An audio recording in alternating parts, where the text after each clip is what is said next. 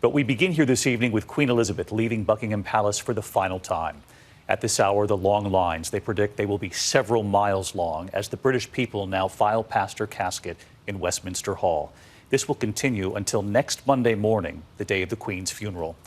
The day's journey beginning at Buckingham Palace, a military band playing a somber march. Members of the procession walking in step. Her coffin carried in a horse-drawn carriage topped by the imperial state crown she wore on her coronation day, and often in the 70 years that followed. Walking behind King Charles and his siblings, Princess Anne and Princes Andrew and Edward, and behind them the King's sons, Princess William and Harry.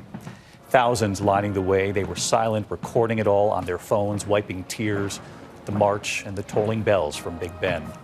At Westminster Hall, the Queen's coffin lifted on a guard's shoulders there, and then a final salute. The service inside Westminster today.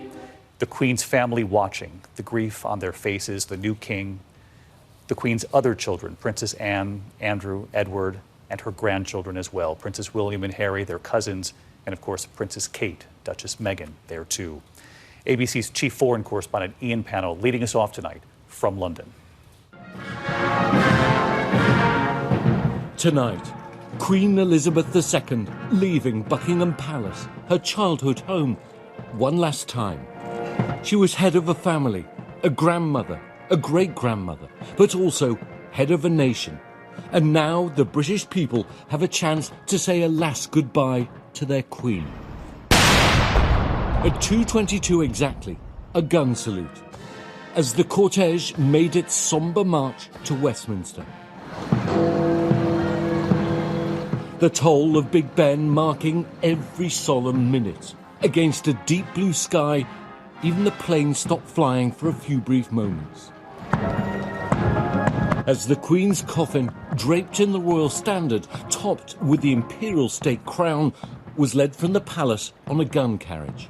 That crown, steeped in royal history, worn by a young Elizabeth on her coronation day almost 70 years ago, and now marking the end of her historic reign.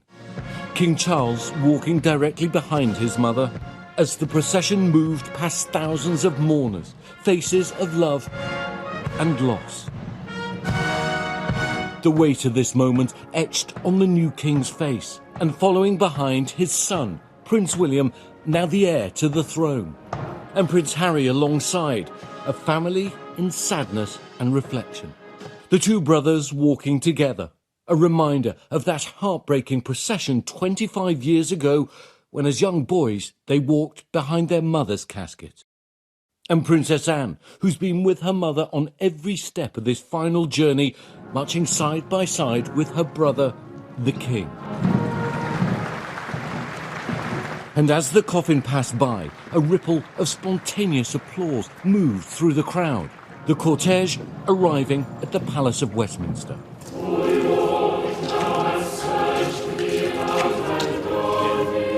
The choir singing Psalm 139 as the Queen was brought to rest in Westminster Hall.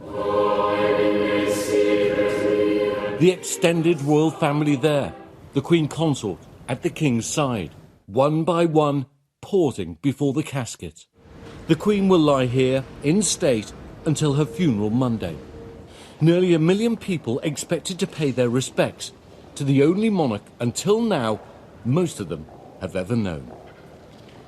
David, tonight the police are closing off the streets of central London. Buckingham Palace is now quiet. Today has been a day of mourning, of contemplating, and we're going to see much more of that over the next 4 days as people start to think about what life, what the country is going to be like without the Queen.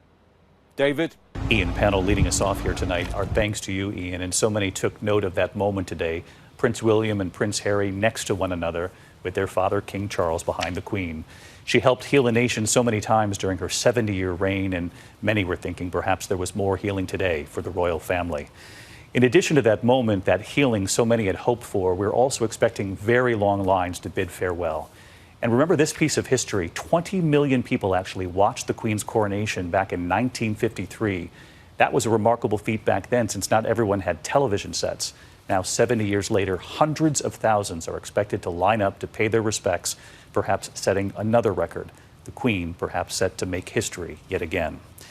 And one more note tonight, Robin Roberts and I will be headed back to London, and I hope you'll join Robin and me next Monday morning right here on ABC. We'll be on early before Good Morning America Monday and then all the way through the funeral for the final farewell. That's next Monday morning right here from London. Hi everyone, George Stephanopoulos here. Thanks for checking out the ABC News YouTube channel. If you'd like to get more videos, show highlights, and watch live event coverage, click on the right over here to subscribe to our channel, and don't forget to download the ABC News app for breaking news alerts. Thanks for watching.